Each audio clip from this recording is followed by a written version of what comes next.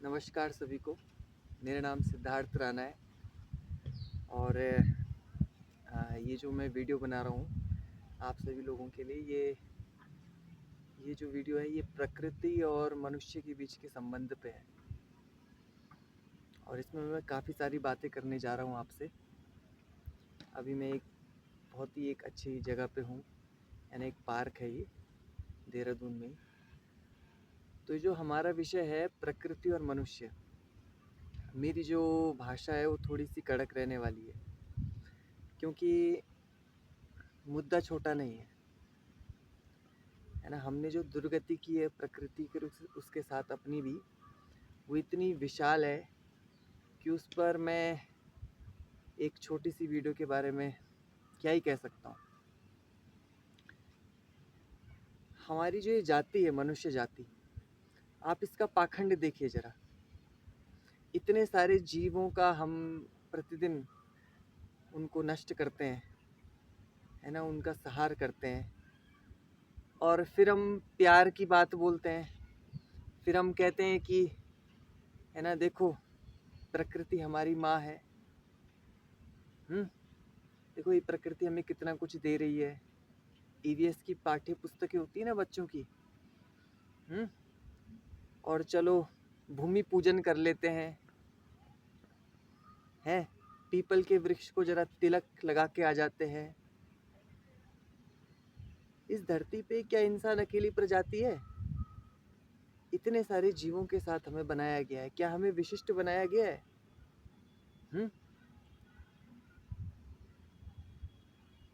और सोचने की बात ये है कि इंसान अलग कैसे है इस पूरे सिस्टम से। हमारा सोचना समझना, हम देखते तो होंगे ना कि दूसरे जीवों से बहुत अलग है। हमने हमारी जो उपलब्धियां हैं, उनको देख के लगता तो है कि यार इंसान ने कुछ अलग विशेष पाया है। तो वो क्या है? वो हमारी चेतना है।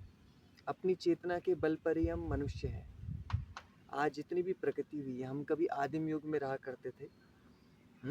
उस समय भी प्रकृति के बीच थे, पर हमारा रहन सहन अलग तरीका का था। धीरे धीरे प्रगति हुई, तार्किक रूप से हमने सोचना सीखा, वस्तुओं का उपयोग हमने सीखा। और फिर जैसे जैसे हम प्रगति करते गए, जिसमें कि शुरुआती दौर में खेती भी आज से 10,000 वर्ष पूर्व प्रकृति के बीच रहते थे और ये भी देखते थे कि अपना जीवन यापन उसी के बल पे हो पा रहा है। तो हमने प्रकृति के बहुत सारे तत्वों की पूजा करना शुरू कर दिया। तो जो आरंभिक धर्म था वो यही था। कभी आप देखें कि जो सबसे पुरानी सभ्यताएं हैं, उनके जो अंश मिलते हैं, उनमें क्या दिखता है कि कहीं दीवारों पर कुछ चित्र छपे हुए हैं, कुछ है ना कहीं प्रकृति के वहाँ पे आपको तत्व दिख जाएंगे। आप हड़प्पा जो वैली सभ्यता थी, वहाँ पे आप पशुपति शिव का एक चित्र देखते हैं, उसका बैल का एक मोहर पे एक अंकन देखते हैं। तो ये क्या है कि हम शुरुआत से क्या है, प्रकृति को पूजते आ रहे हैं। लेकिन एक समय ऐसा आया मानव सभ्यता में जबकि हमने क्या किया कि प्रकृति को पूज तो रही थे, पर अब हमारी एक तरह से उच्चतर बुद्धि जागृत हुई जब इंसान ने ये प्रश्न पूछना शुरू किया कि मैं कौन हूँ।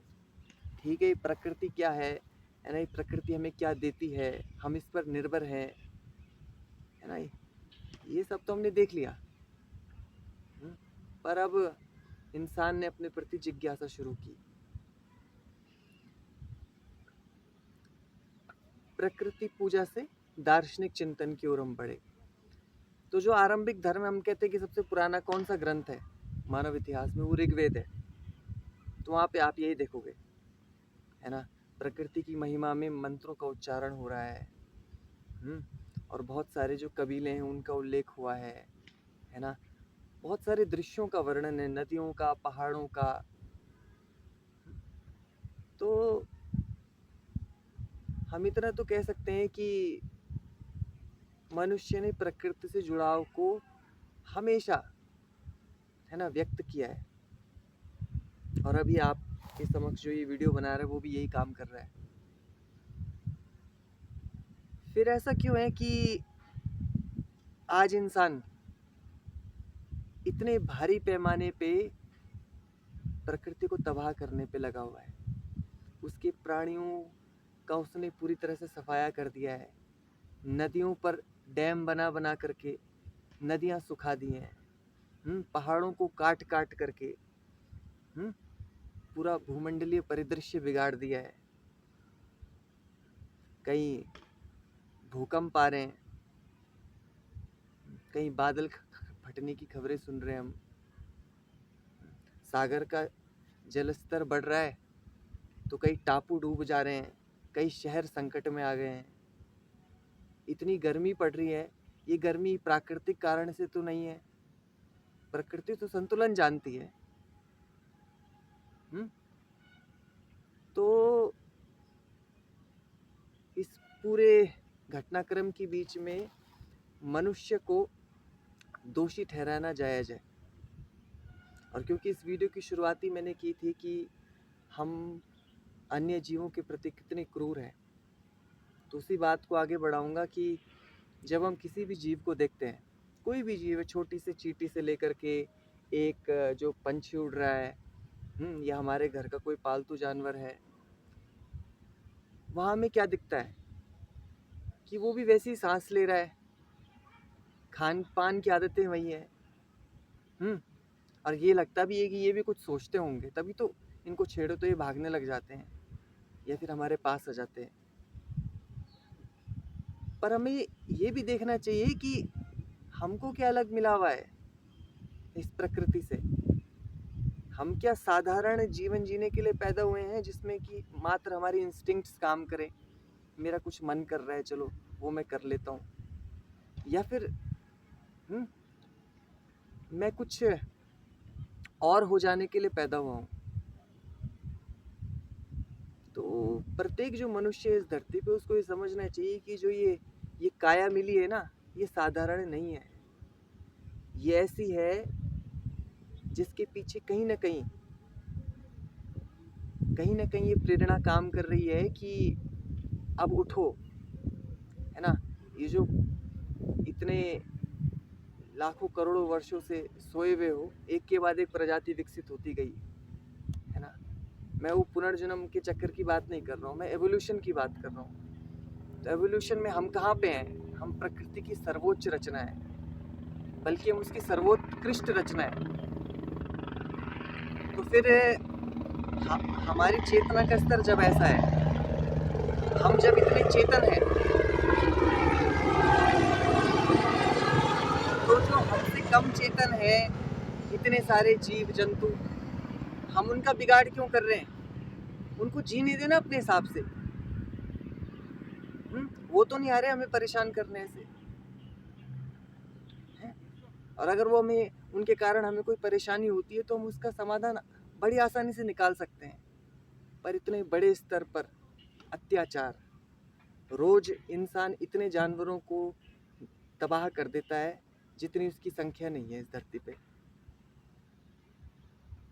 मेरी ये प्रार्थना है कि हम प्रकृति से अपने संबंध को जानें।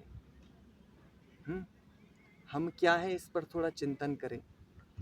और ये जो जीव हैं जिनको हम तरह तरह से नुकसान पहुंचाते हैं, चाहे वो डेयरी इंडस्ट्री के रूप में हो, चाहे वो दवाई बनाने के रूप में हो, तरह तरह से जो उनके साथ हम खिलवाड़ करते हैं, गली का चाहे वो कुत्ता हो, या फिर जो ये मटन की दुकान है, इसकी, है ना, इसका जो पोस्टर हो, हम सब कुछ बर्दाश्त कर लेते हैं इस धरती पे। हम इन्वॉल्व ना हो उन चीज़ों में जहाँ हमारे ही एक निचले रूप को कष्ट पहुंच रहा है।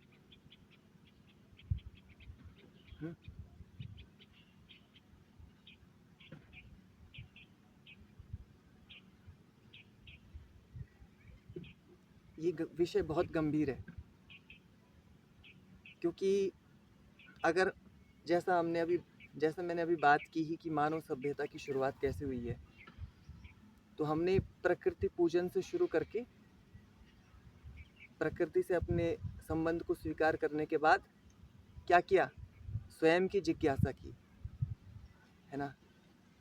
और कहीं ना कहीं प्रकृति ही हमें प्रेरित करती है कि हम स्वयं की जिज्ञासा करें, क्योंकि जिस जीवन में स्वयं की जिज्ञासा नहीं है वो हिंसक होगा ही होगा, वो वृत्तियों का गुलाम होगा ही होगा, वो भी उन्हीं मुद्दों में उलझा रहेगा जिनमें हमसे थोड़े कम चेतन प्राणी उलझे रहते हैं।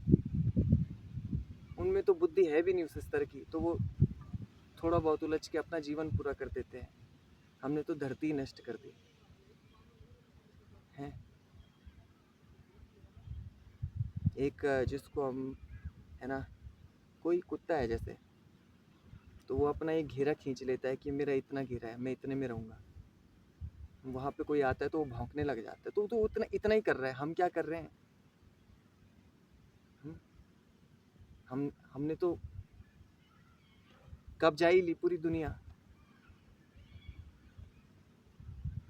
और उस दुनिया में हम प्रकृति का शोषण करते जा रहे हैं। इन्हीं शब्दों के साथ धन्यवाद।